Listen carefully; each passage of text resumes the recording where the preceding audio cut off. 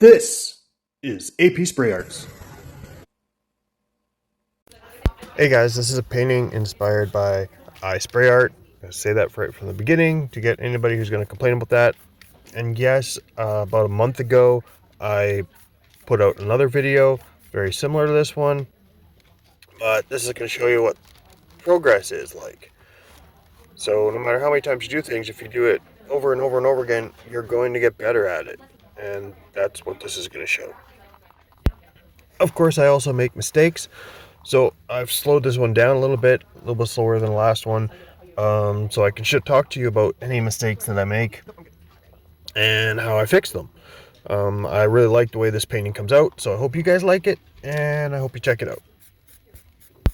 Right now for this voiceover, which I hope comes out really well, I'm sitting in my car, outside work, getting ready to go inside work. I show up early every day, so I sit here and I do my voiceovers.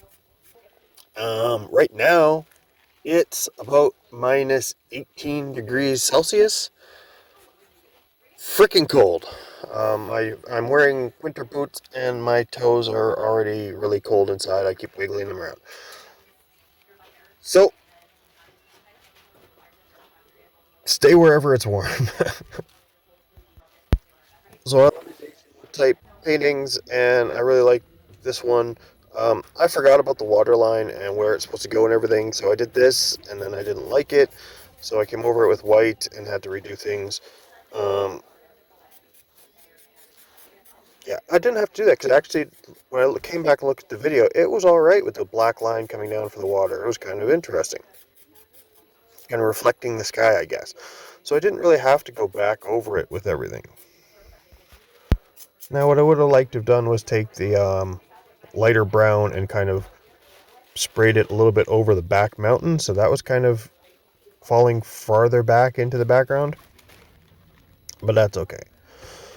And then I came back doing the rocky area because it wasn't quite right. So the beauty of spray paint is that you can do layer after layer after layer and keep going back. I mean, sometimes it becomes way too much layers, but sometimes you need it.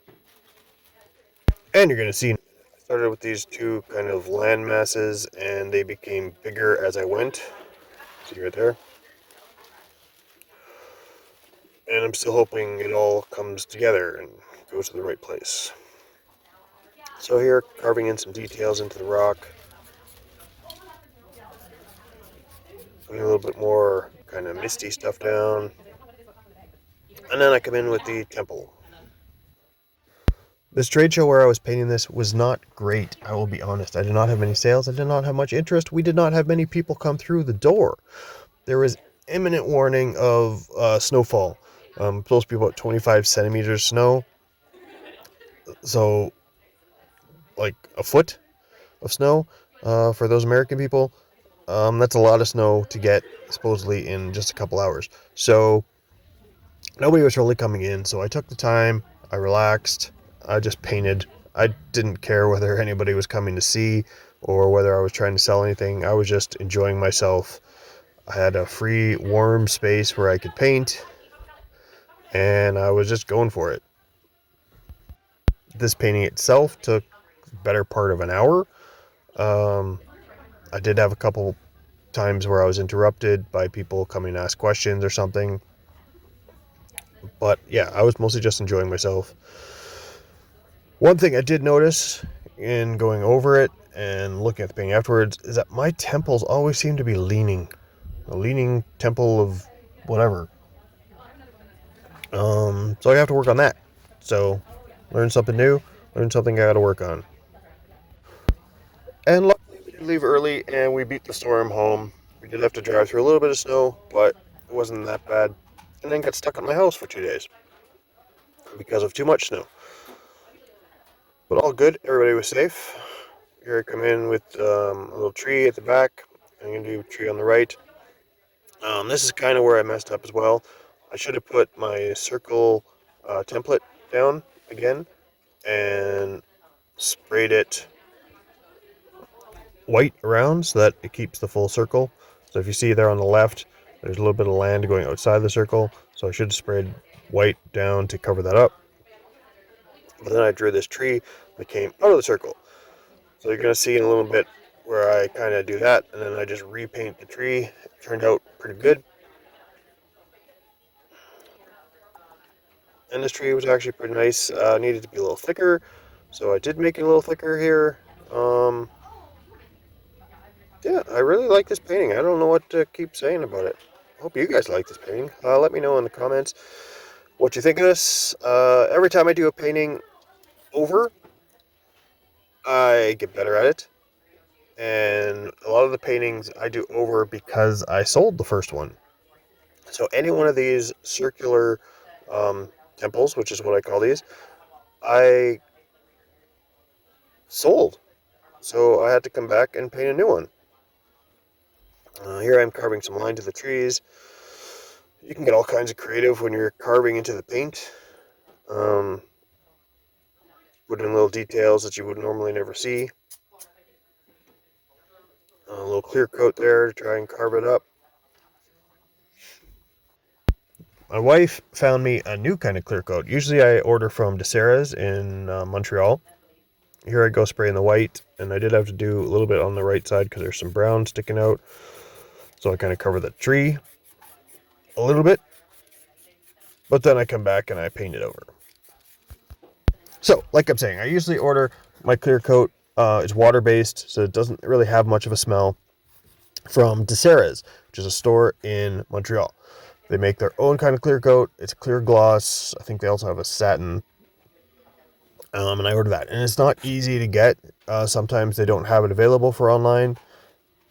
That was my first problem. My problem right now when I was painting this is that Canada Post is on strike. So my 2 cans of clear coat are held somewhere. I think in Winnipeg. I'm not sure. No idea when I'm going to get it. So it may not be till the new year that I get it, to be honest. So my wife was searching, and we went to Home Hardware, and they actually had a clear wood varnish. Here I go, making a brush out of a napkin. If you want to get me some more detail talking about that, go watch the short version of this. It also needs some views, so go check it out anyway. So we found this clear varnish, and we weren't sure whether it was going to work or not, but it did say on the can, spray can, to clean it, use soap and water. And so the salesman, who knew a lot about paint, said if it ever says you just use soap and water to clean it, chances are it's going to be water-based, because other spray paints have to be cleaned with acetone or paint thinner, something like that, mineral spirits. But this didn't, and he let us spray it into a garbage can. It didn't really have a smell, so I took it with me. Cost about $20 or so, which is not bad, really. Unfortunately, it's high pressure, so it comes out gushing, and I've actually sprayed one painting, and it kind of got liquidy, so I had to go over stuff afterwards. So I'm trying to work on figuring that out. There is a trick where you turn the can upside down and you spray just the air out, and that makes it low pressure. So I'm going to try that out. I'm also going to try a wider fat cap to make the spray come out not so concentrated. So hopefully that's going to work. Maybe I'll do another video on that can specifically. Here I come with the water. Now I kind of messed this up. I should have done the water even before I did the land parts. And usually when I do the water part, I don't even put blue into it. It's usually kind of the reflection of the brown and white, some black lines. But I wanted to do blue because, water blue. And this one I wanted to have a lot more color. That's why I put the green in there for the island. So I keep coming over white and blue and swiping it back and forth with my finger, muddling it up. I think it turns out really well. I also had a point there, if you see in the bottom left there, where I grabbed what I thought was blue and it turned out to be brown paint. So that was a boo-boo. And here I come with palette knife, and I just dipped that in black to get really thin lines.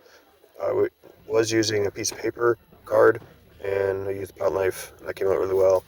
And then I come in with some white here, covering up some other spots, and just trying to make it work a little bit better. Now the birds. I see people like iSprayArt and some others using their palette knife to make birds. I'm working on it. I'm not great at it. I think maybe I'm not using enough paint. I don't know. I have to get back to one of the other guys and ask them for some advice. So I do these birds all over, and then at the end you're going to see me do birds with using a little bit of card, which that is a little bit easier but hard to do the dainty ones. So I use that for bigger ones. And I also noticed that the painting was off to the right with that tree. Pulls it really hard to the right side. So I came in with these birds on the left. And then I do a bird that, right here I'm using the card, like I said. I do a bird that is like half in and half out.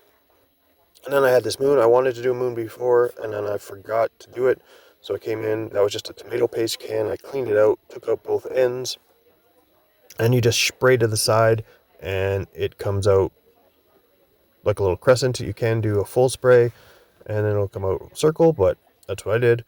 So what do you think of this? Let me know what you think. Keep learning.